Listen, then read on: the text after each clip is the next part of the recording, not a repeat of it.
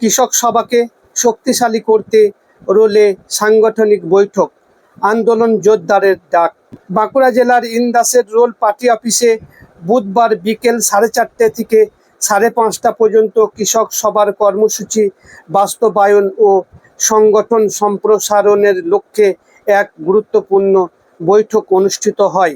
সভায় উপস্থিত ছিলেন কৃষক সভার জেলা নেতৃত্ব সেলিম মণ্ডল, বাসুদেব নন্দী, ইন্দাস ব্লকের কিষাণ সভার সম্পাদক, বাঁকুড়া জেলা কমিটির সদস্য ইন্দ্রাণী মুখার্জি, ইন্দাস এরিয়া কমিটির সদস্য কাজী ওয়াসি সালাম, ডালু কাজী সহ অন্যান্য নেতৃত্ব ও কর্মীরা।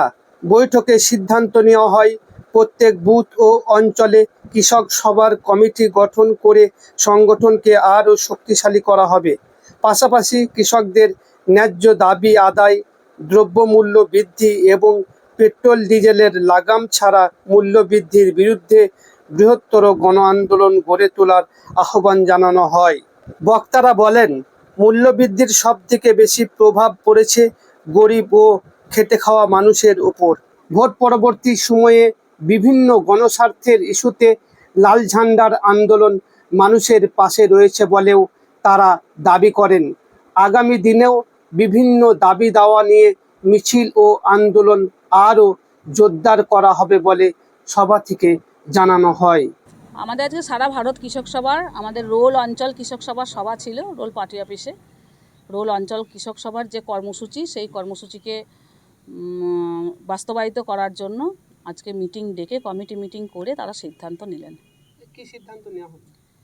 তাদের সিদ্ধান্ত আছে যে প্রতিটি বুথে আমাদের কৃষক সভার অঞ্চল কমিটি এবং বুথ কমিটি, গ্রামে গ্রামে গ্রাম কমিটি গঠন করে তারা কৃষক সভার যে মূল দাবিগুলো আছে সেই দাবিগুলো নিয়ে আন্দোলন সংগঠিত করার জন্য বুথে বুথে বুথ কমিটি গঠনের সিদ্ধান্ত নিল।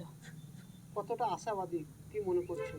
সম্পূর্ণ আশাবাদী, কারণ মানুষ তার জীবনের অভিজ্ঞতায় বুঝতে পারছেন যে লাল ঝান্ডাই আসলে গরিব মানুষের সাথী।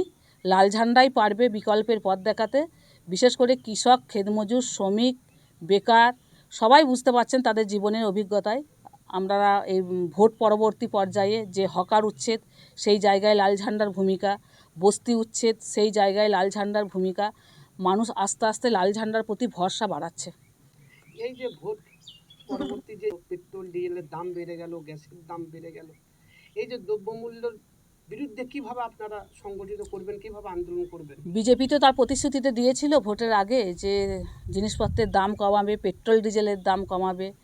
আমরা দেখলাম যে পেট্রোল ডিজেলের দাম যেভাবে অস্বাভাবিকভাবে বেড়ে গেল, আর স্বাভাবিক যে পেট্রোল ডিজেলের দাম বাড়লে পরিবহন খরচা বাড়ে, পরিবহন খরচা বাড়লে সমস্ত জিনিসের দাম বাড়ে।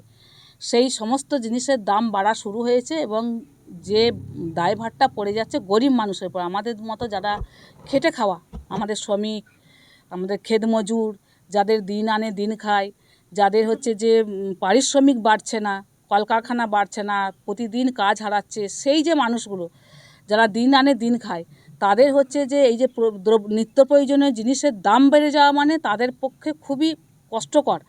তো সেই জায়গায় দাঁড়িয়ে লাল ঝান্ডা আমরা পেট্রোল ডিজেলের দামের প্রতিবাদে প্রত্যেকটা জায়গায় মিছিল সংগঠিত করেছি।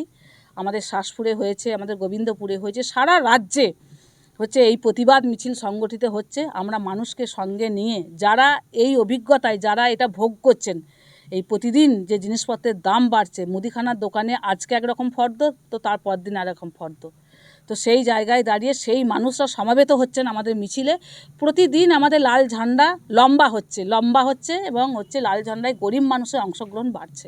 আর একটা জিনিস যে আমরা দেখতে পাচ্ছি, এখন তো এখানে রোলে 3000 টাকায় বালি পড়তো, এখন 5000 6000 টাকা বালি পড়ছে। এইগুলো আপনারা কেমনভাবে রুখবেন, কিভাবে আপনারা এটাকে করবেন? দেখুন, এই মাফিয়া, বালি মাফিয়া নয়, এই 15 বছরে রন্ধ্রে রন্ধ্রে রন্ধ্রে রন্ধ্রে বিভিন্ন জায়গায় বিভিন্ন ধরনের মাফিয়া, বিভিন্ন ধরনের তোলাবাজ আছে, রন্ধ্রে রন্ধ্রে ছিল। আমরা প্রথম থেকেই বলেছি যে বিজেপি তৃণমূলের নীতি একই। কারা বিশ্বাস করেছিলেন জানি না যে মাফিয়া রাজ কমবে। আমরা জানি যে মাফিয়া রাজ অব্যাহত আছে এবং আগামী দিনে এই মাফিয়া রাজ বাড়বে।